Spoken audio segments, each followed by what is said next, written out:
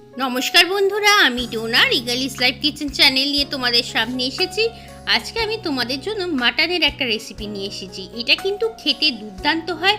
এই সানডেতে এই রেসিপিটা কিন্তু একবার ট্রাই করতে পারো। চলো কথা বেশি বাড়াবো না, তার আগে একটু বলে রাখি যে আমার চ্যানেলটা যদি তোমাদের ভালো লাগে আর রেসিপিগুলো যদি তোমাদের পছন্দ হয় তাহলে কিন্তু অবশ্যই আমার চ্যানেলটাকে সাবস্ক্রাইব করে পাশে থাকা বেল আইকনটা টিপে রেখো। চলো কথা না বাড়িয়ে ঝটপট করে রেসিপিটা আমরা শুরু করে দিই। এই মাটনটার জন্য এই ভাজা মশলাগুলো কিন্তু আমাদের দরকার। এটা কিন্তু খুব সাধারণ মশলা, সকলের বাড়িতেই কিন্তু থাকে। এখন এটাকে আমি একটু ড্রাই রোস্ট করে নেব। কি কি আছে সেগুলো তো তোমরা বুঝতেই পারছো। জিরে আছে, তেজপাতা, এলাচ, লবঙ্গ, দারচিনি, বড় এলাচ, আর হচ্ছে গোলমরিচ আর তেজপাতা, আর শুকনো লঙ্কা তো দিতেই হবে। এগুলোকে মোটামুটি 2 মিনিটের মতো ড্রাই রোস্ট করে আমরা কিন্তু ঠান্ডা করে এটার একটা মিহি পেস্ট তৈরি করব। এই মশলাটাই কিন্তু এই মাটন রান্নাটার আসল চাবিকাঠি। দেখো রোস্ট করাটা কিন্তু হয়ে গেছে, এখন ঠান্ডা করে এটাকে গুঁড়ো করে নিয়ে আসছি। কড়াতে আমি 4 টেবিল স্পুনের মতো সর্ষের তেল দিয়ে দিচ্ছি।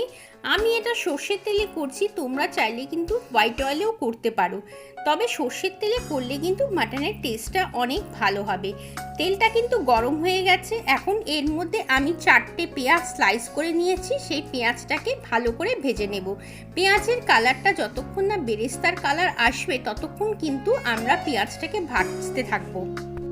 পেঁয়াজের কালারটা যত ডার্ক করে ভাজবে ততই কিন্তু মাংসের কালারটা ডার্ক হবে। দেখো আস্তে আস্তে করে কিন্তু পেঁয়াজের কালারটাও চেঞ্জ হতে শুরু করে দিয়েছে। পেঁয়াজ ভাজার সময় আমি এর মধ্যে নুন দিয়ে দিচ্ছি।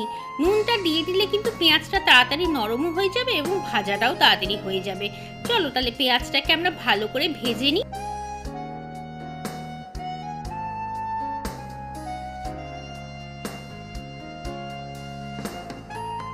পেঁয়াজটা ভাজতে ভাজতে তেলটা কম মনে হয়েছিল, সেই জন্য আমি কিন্তু আবার তেল গরম করে পেঁয়াজের মধ্যে দিয়েছি। পেঁয়াজের মধ্যে আমি এখন 1/2 চামচের ওপরে একটু চিনি দিয়ে দিচ্ছি। আর কালারটা আসার জন্য কিন্তু পেঁয়াজ ভাজার সময় কাশ্মীরি লঙ্কার গুঁড়ো দিয়ে দিচ্ছি। দেখবে কাশ্মীরি লঙ্কার গুঁড়ো যখন তেলের মধ্যে দিয়ে ভাজবে তখন কিন্তু কালারটা সঙ্গে সঙ্গে চেঞ্জ হয়ে যাবে আর মাংসের রঙটাও কিন্তু ভীষণই সুন্দর আসবে। তোমরা চাইলে কিন্তু পেঁয়াজ ভাজার সময়ও কাশ্মীরি লঙ্কার গুঁড়োটা যদি তেলের মধ্যে দিয়ে ভাজো এইরকম সুন্দর একটা কালার চলে আসবে আর মাংসটা কিন্তু দেখতেও খুব সুন্দর হবে। দেখো আস্তে আস্তে করে কিন্তু আমরা ভাজবো।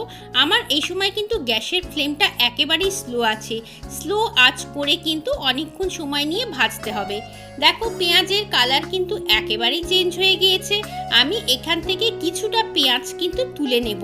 তুলে এই পেঁয়াজটাকে আমরা কিন্তু মিক্সির মধ্যে দিয়ে দেব। এটাকে একটা ফাইন পেস্ট তৈরি করব।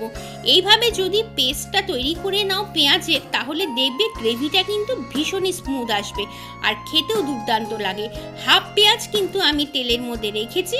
এখন এই তেলের মধ্যেই আমি কিন্তু মাংসটা দিয়ে দিচ্ছি। পেঁয়াজ আর মাংসটাকে কিন্তু আমি একটু ভালো করে ভেজে নেব। মাংসের কালার যখন দেখবে সাদা সাদা হয়ে গেছে তখন জানবে যে মাংসটা কিন্তু ভাজা হয়ে গেছে। আর একটা কথা বলে রাখি, মাংসটা ধুয়ে কিন্তু সবসময় একটা বড় ঝাঁঝরি বা স্টেনারের মধ্যে রেখে দেবে। তাতে কিন্তু মাংসের থেকে সমস্ত জলটা যখন ঝরে যাবে তারপরেই মাংসটাকে রান্না করবে। ওই রকম করে যদি মাংস রান্না করো তাহলে দেখবে মাংসর থেকে কিন্তু জলও কম বেরোবে এবং দেওয়ার সঙ্গে সঙ্গে যে প্রচুর জল উঠে যাওয়া মাংসের মধ্যে সেটা কিন্তু হবে না। তাতে কিন্তু টেস্টেরও অনেকটা হেরফের হয়। দেখো আমি কিন্তু মাংসটা 1 ঘন্টা ধরে স্টেনারের মধ্যে রেখে দিয়েছিলাম। এখন আমি এর মধ্যে কাঁচা লঙ্কা আর রসুনের পেস্ট তৈরি করে রেখেছি, সেখান থেকে 1.5 চামচের মতো দিলাম আর 1 চামচের একটু বেশি দিলাম আদা বাটা। মাটনের মধ্যে আমি কিন্তু রসুনের পরিমাণটা বেশি দিই, আদার পরিমাণটা কম দিই। সেটা কিন্তু চিকেনের ক্ষেত্রেও তোমরা অ্যাপ্লাই করতে পারো। আদার পরিমাণ কম ব্যবহার করে রসুনের পরিমাণ যদি বেশি ব্যবহার করো তাহলে কিন্তু মাংসের টেস্ট অনেক ভালো হয়। মাংসটা এদিকে আস্তে আস্তে কষতে থাকুক, ততক্ষণে আমরা পেঁয়াজে যে তুলে রেখেছিলাম সেটার একটা পেস্ট তৈরি করে নিই। দেখো মিক্সিটার মধ্যে পেঁয়াজটা কিন্তু রয়ে গেছে, ঠান্ডা হয়ে গেছে। এখন আমি এর মধ্যে 3 থেকে 4 টিস্পুনের মতো দই দিয়ে দিচ্ছি আর দিয়ে দিচ্ছি একটু সামান্য হোয়াইট অয়েল। এই হোয়াইট অয়েলটা কিন্তু জলের কাজ করবে, এর মধ্যে কিন্তু একদমই জল দেবে না। একটা স্মুথ পেস্ট তৈরি করে নিচ্ছি। দেখো মাংসটা কিন্তু এদিকে সুন্দর কষতে শুরু করে দিয়েছে। অবশ্যই মাংসটার মধ্যে আমি এখন একটু হলুদ দিয়ে দিচ্ছি আর দিয়ে দিচ্ছি রেড চিলি পাউডার, এটা কিন্তু ঝাল লঙ্কার গুঁড়ো।